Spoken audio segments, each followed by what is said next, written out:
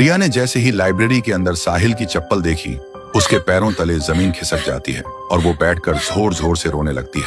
वो चिल्लाती है, भाई कहाँ हो आप, मुझे जवाब दो। तभी उसके कानों में वही आवाज गूंजती है।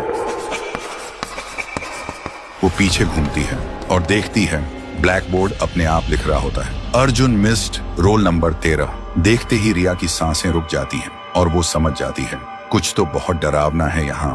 कांपती हुई आवाज में रिया बोलती है, तुम कौन हो और ब्लैक बोर्ड पे जो लिखा है उसका मतलब क्या है? अगर कोई यहाँ है तो मुझे दिखाई दो। तभी एक अजीब सी आवाज गूंजती है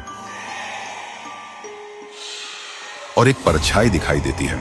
एक लड़का स्कूल यूनिफॉर्म में, उसकी आंखों में सिर्फ दर्द। वो कहता है, सब मुझे भूल गए। रिया पूछती है, तुम कौन हो और चाहते क्या हो? परछाई बोलती है, मैं हूँ अर्जुन, मिस्ड रोल नंबर 13। आज से 5 साल पहले की बात है। मैं बचपन से अनाथ था।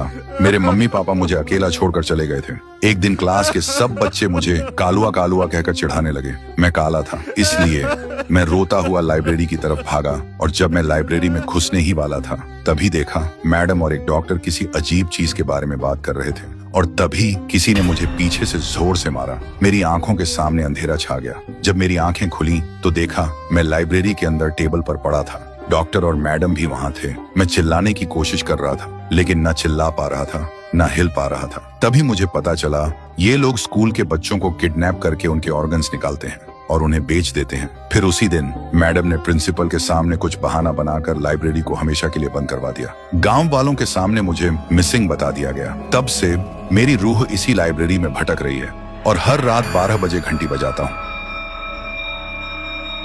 बस इस उम्मीद में कि कोई आए, मेरी कहानी सुने और मुझे इंसाफ दिलाए। रिया की आंखों में आंसू आ जाते हैं। वो बोलती है, मैं तुम्हारा दर्द समझ सकती हूँ, लेकिन मेरे भाई ने क्या किया था? उसे क्यों गायब कर दिया? वो कहाँ है? अर्जुन बोलता है, तुम्हारा भाई बिल्कुल ठीक है। उस दिन जब मैं उसके सामने आया वो डर के मारे बेहोश हो गया था। अब वो तुम्हें लाइब्रेरी के एक कोने में एक सीक्रेट डोर है, उसके पीछे मिल जाएगा और वहीं मैडम के राज की असली फाइल भी है। अगली सुबह रिया और साहिल गांव के लोगों के सामने आते हैं। साहिल को जिंदा देखकर सब लोग हैरान हो जाते हैं। रिया वो फाइल सबके सामने रखती है जिसमें मैडम का हर काला सच साफ साफ लिखा था। कुछ देर बाद पुलिस आती है और जो भी लोग इस राज के पीछे थे सबको गिरफ्तार कर लेती है और अर्जुन, उसे अब इंसाफ मिल चुका होता है। उसकी रूह धुआं की तरह हवा में गुम हो जाती है।